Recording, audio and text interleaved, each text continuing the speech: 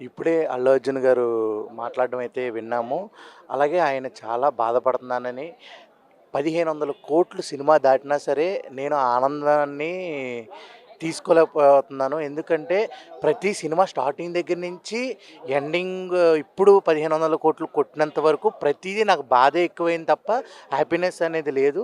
యాక్చువల్‌గా నా ఫ్యాన్స్ అనేది వస్తే, నేను కంపల్సరీ థియేటర్‌కెళ్ళి చూసుకునేది గానీ, అలాగే సక్సెస్ మీట్స్ గానీ, చాలా చేసుకోవాలని ఎవరికైనా ఉంటది.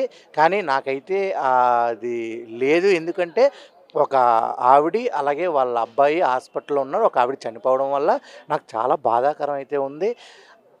కానీ ఈరోజైతే మాత్రం రేవంత్ రెడ్డి గారు మాట అనేది ఏదైతే అన్నారో దాని గురించి ప్రస్తావన లైట్‌గా తీసినా నాకైతే చాలా బాధగా ఉంది అని చెప్పడం జరిగింది. నేను ఆర్థిక సాయం చేస్తా అన్నాను. 25,00,000 కంపల్సరీ చేస్తాను.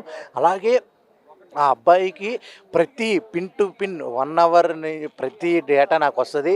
ఎలా ఉన్నాడు? ఎలా ఉన్నాడు? ఎలా ఉన్నాడు? అనేది కంపల్సరీ వస్తది. అలాగే ఇన్సిడెంట్ ఎప్పుడైతే థియేటర్ దగ్గర జరిగిందో, ఆ ఇన్సిడెంట్ జరిగిన తర్వాత నేను మా దగ్గరున్న బన్నీవాసు గారికి చెప్పాను. బన్నీవాసు ఒకసారి వెళ్ళి హాస్పిటల్‌కి వెళ్ళి చూడు, ఎలా ఉందో కనుక్కో అసలా అని చెప్పి దాని గురించి కూడా చెప్పాను. నేను రావనా హాస్పిటల్‌కి అని కూడా అనడం జరిగింది. కానీ బన్నీవాసు గారు ఏమన్నారంటే, "వద్దు, మీరిక్కడికి రావద్దు. మీ మీద కేసు పెట్టారు. మీరైతే అస్సలు రావద్దు. ఇక్కడ మళ్ళా చాలా గొడవలు జరిగిపోతాయి. ఇక్కడైతే బానే ఉంది. నేనైతే ఆ బాబుకి ఎలా ఉంది అనేది హాస్పిటల్‌లో ఏం జరుగుతుందని ప్రతీదీ మీకు అప్డేట్ ఇస్తాను" అని ఆ రోజు బన్నీవాసు గారు చెప్పడం కూడా జరిగిందంట.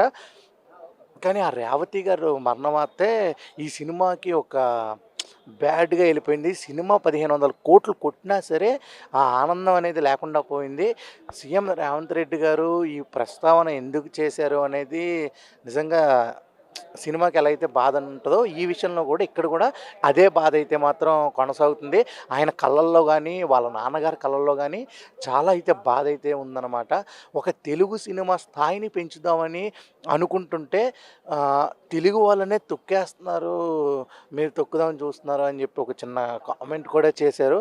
లాస్ట్‌గా నేనేమనుకుంటున్నానంటే, దీనికి ఎండ్ ఎక్కడైనా అయిపోతే మన తెలుగు సినిమా గురించి ఇంకా ముందుకెళ్ళే అవకాశం ఉంది. సినిమా ఇండస్ట్రీనే తొక్కేసేటట్టు ఈ వ్యాఖ్యలైతే వచ్చాయని కూడా ఆయన చాలా బాధపడ్డారు.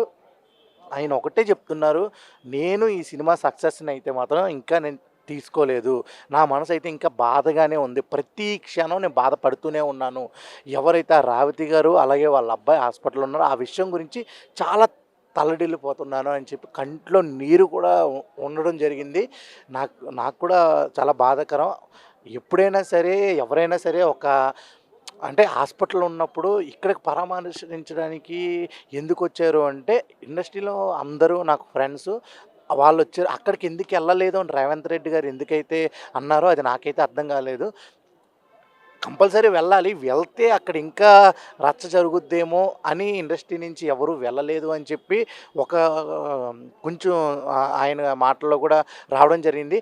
టోటల్‌గా ఈ సినిమా ఇండస్ట్రీకి ఇలాంటి కష్టాలు మళ్ళా రాకూడదని కోరుకుంటున్నాము. సినిమా ఇండస్ట్రీ అనేది ఆహ్ ఎన్నాళ్ళైనా అన్‌లిమిటెడ్ అంటే ఫన్ ఎంటర్‌టైన్‌మెంట్ గానీ, ఒక బాధను గానీ, ఒక ఆనందాన్ని గానీ, ఏదైనా ఒక విషయం అంటే ఒక మనిషి మారాలంటే ఒక సినిమా ఇన్‌స్పిరేషన్ తీసుకొని ఒక మనిషి మారతాడు.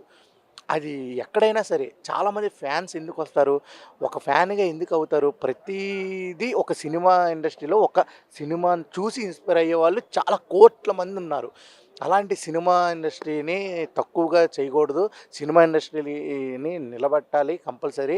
ఈ ఇక్కడితో ఇది ఎండ్ అయిపోతే బావుంటది. అలాగే ఆ బాబు ఆరోగ్యంతో బయటకొస్తే ఇంకా బావుంటది.